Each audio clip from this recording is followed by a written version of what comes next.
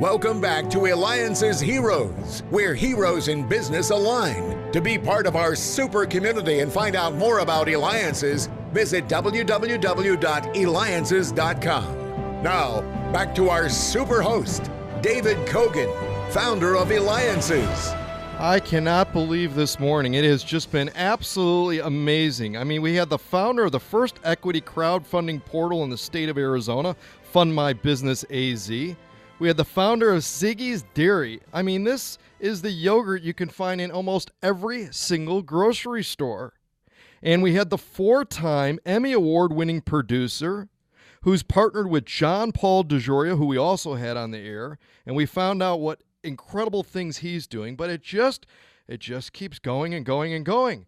And I gotta talk to you about our next hero. I mean, I gotta bow down to our next guest, actually. He's as close as it gets to having invented the internet. How close, you ask? Oh, our next hero is the internet pioneer who created DNS. That's Domain Name System. In other words, he's the reason the world uses the internet. Paul Mockapetris. Paul, for our listeners, including myself, who may not know exactly what the DNS means, can you explain it in 5th grade language so that I can understand? Sure. When you use the internet and you have email addresses, like mine is pvm@thwart.com, you have yours, and when you go to web pages like google.com, those little chunks of text in there that have the dots in them are names, and they allow you to describe where everything is in the internet. So there's sort of 2 parts to the magic, one of which is the whole thing that allows everybody in the world to have their own name if you want one. There's about 10 billion of those that are out there.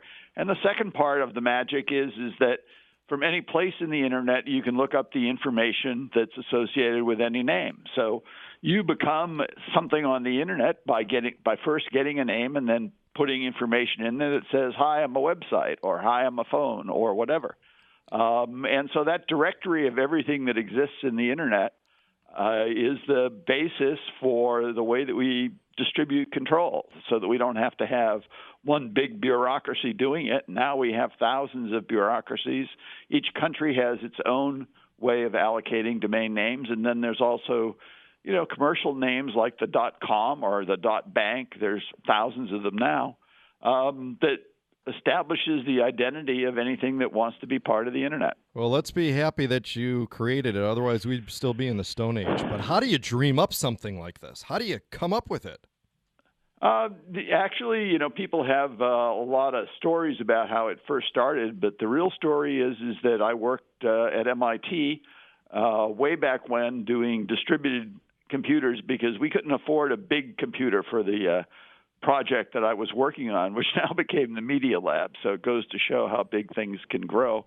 And then I worked on some spacecraft where you can't fix them. You have to figure out how to have sort of redundant systems so if something breaks, it can continue on. Those ideas kind of were in my mind when somebody, John Postel, another famous internet person, came along and said, hey, Paul, can you think about designing something to take care of this little problem? And in reality, I kind of had a bigger goal in mind, and I got away with it because nobody thought at the time that names were an important part of the internet. Whereas today, I'm sure you know that there's billions of dollars and billions of names out there, and people are fighting about them all the time. Now, Paul, you're now with threatstop.com. That's threatstop.com. We'll also have the link, everybody, on our website, Eliances.com. And your title means that you're super smart because your title is the Chief Scientist. Tell me about your role and what the company does. Sure. Well, the problem is now that we created a system where there's billions of different things out there that are all registered and have names. How do you know which ones are safe and which ones aren't? So what ThreatStop does is it goes out and from the best sources, and these are things like governments or other kinds of security organizations, collects information about which of those are naughty and which are nice. And we let that information, we cook it up into a format where we can just download it into your firewalls or whatever protection devices. So you can always be up to date about who you should talk to and who you shouldn't. And that's one of the first security foundations that most modern networks should have. Right now, the biggest threat is ransomware, which threatens to encrypt your whole machine until you pay and make it useless. And we've been working on stopping that. But there's a lot of bad guys out there on the internet who have their own business models, and we're there to try and keep other people safe. Incredible. And we're talking with Paul Mockapetris. I mean, this is the gentleman, the chief scientist, the guy who created DNS, domain name service. You're listening to Eliances Heroes. Be a hero. Go to where entrepreneurs align. Be part of the community. That's Eliances.com. Now, the DNS database was, from what I understand, right, originally not designed for security. Yet every computer, smartphone, car, home, and I think even toasters now or soon will be using the DNS. So how does your company, again, ThreatStop, what type of customer would be coming and going to ThreatStop and using it? Yeah, well, I think the thing you have to understand is 30 years ago, it was sort of like I was the Wright Brothers, okay? And I had to prove that you could make a machine that would fly. So in the original machine, there was no drink cart, and there was no bathrooms, and there was not even any seats, just like the Wright brothers didn't. But there was an allowance in there for the system to grow in a lot of different ways. I anticipated that it would grow in a huge number of ways, but just to get it off the ground and to get people to start using it way back when, it had to be stripped down to just barely get off the ground. Over the years, hundreds of people have added features to the DNS, and one of the more recent features is DNSSEC, a security infrastructure. So for certain kinds of security problems, DNSSEC will work. There are other security things that have been added. I mean, one of my accomplishments is that I kind of created if you think of DNS as a building, I created the basement and the first 2 floors, but since then people have added 30 or 40 more floors. Lots of people have built on top of it and a new idea. ThreatStop itself, with this idea about distributing security information about domain names using the DNS itself, is perhaps the 15th floor. It's a technology built upon the thing that I invented at the University of Southern California 30 years ago. So there's been a lot added over time. Now, Paul, you've won many recognitions for your achievements as a pioneer of the internet and also continuing to innovate. What advice, though, do you have for children who want to grow up and be as successful as you are? In other words, have a major impact on the world like you have? Well, I tell them I'm, first of all, a believer in, you need to find something that you can be passionate about. People disagree about that. The other thing I tell students is look for opportunity at the place where 2 different fields come together. So that, for example, in the case of the DNS, I said, what we're going to do is we're going to be at the edge of networking and at a database, a distributed database. That's where there's a lot of opportunities. And lastly, try to find a problem where everybody else is skeptical about whether or not this is important.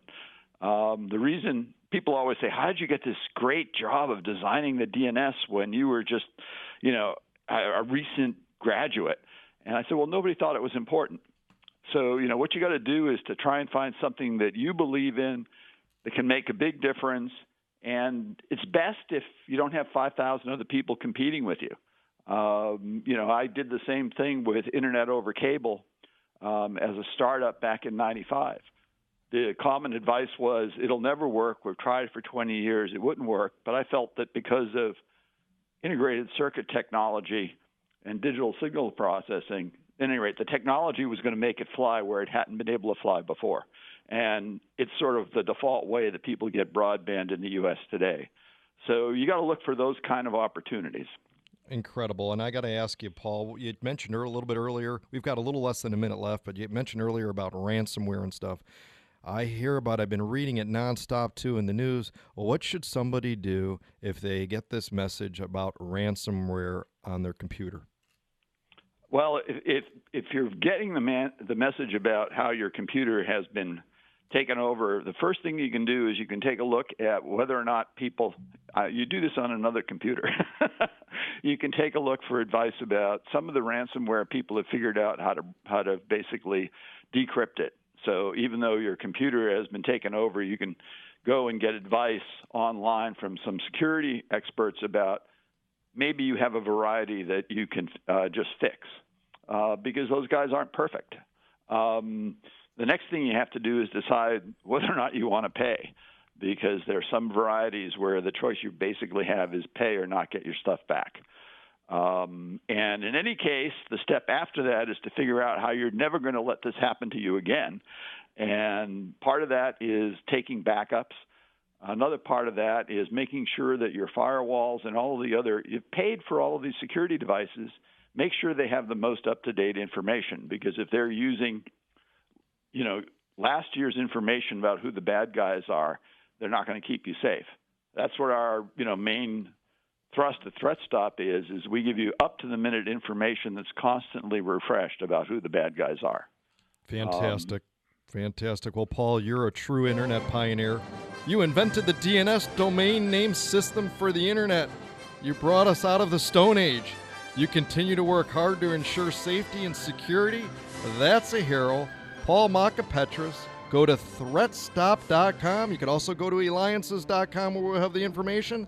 This is David Cogan with Eliances, and thank you to our producer, Glue, by going to lupidocs.com, LUPIDOCS.com. You have been listening to Eliances Heroes, where heroes in business align. Eliances is the destination for entrepreneurs, investors, CEOs, inventors, leaders, celebrities, and startups. To present your superpower, visit www.eliances.com. To unmask Eliances heroes' secret identities, be sure to tune in every Thursday at 9 a.m. right here on Money Radio 1510 and 99.3 FM.